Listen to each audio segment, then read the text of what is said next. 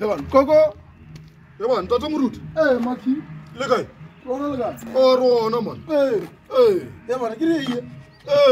Mama le tulis chonyan. Wa mosadi ba nkgope tjore ke ba kere le tsona. Ba re mamotha ba nanu di bethantsha man. O bona. Ba letse ba tsene maabane boshigo. Ke tloba ke di botse je. Ya re tloere tjuwe. Nna mara ntlo ya mabane e o e bone ba monna. O ra boxing match? Gale e thakathakane mogalane. Gale e thakathakane nako tse thoma ebile le boshaidinyana. Ya. Ebile le boshaidinyana mara ke le sola ke di le melao ya boxing o kry-a le sa etsebe. Ke bone ntse Solomon nako tsa o gripile leoto mola ke ra wape boxing a ba dumele tse. Tse tsa o gripana maoto tsa o kry-a le gamane le lomana. A di nyakeng. A tjela ka boxing a ba di dumele. Boxing botse santšhe le dio le bana ka di-face. Ya. Le no thubana ka di-face.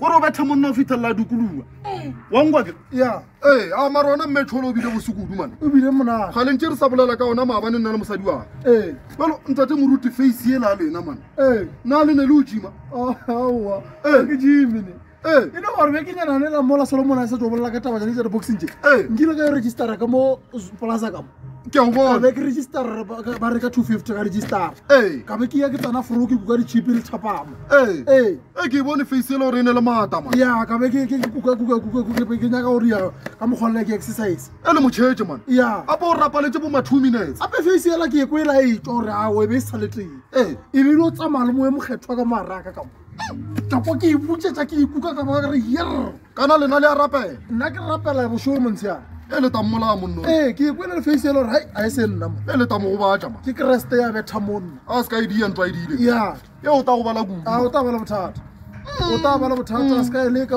ganye ya o talla batho mo motseng tlo mo ruta a le mo solvi re tlo mo ruta le mo solvi re tlo mo thusha go sa telela wa telela maki eba Solomon le ka mogala o sharp man sharp le wena o dule o etse maki eba nanga nuri ke dutse ke te a o bone bo moruti shiba ma o dutse o etse la moruti na ke mmone la moruti ke mmone na o ka batsa motho a fetsa a palela go mo gopela tshwarelo ka mo re kwena moruti ba la bible bible a re o diphosheditse motho mo gopela tshwarelo gane a o e riwalo mara ke re kwena o gopetse ke ntwa ai mara ka seno mpetha ka mogola man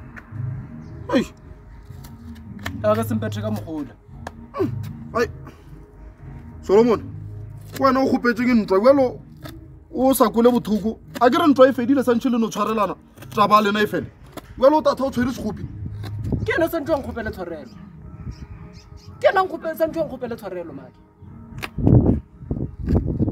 ke ena santse ang gopela tshwarelo Thobela bagala thobela rona le kae papa se le fetši di lokile mo gataka di lokile shi le di le ga botse ka mokgono awa o ta di felletsa ka kwa re ka kwa mara ye papa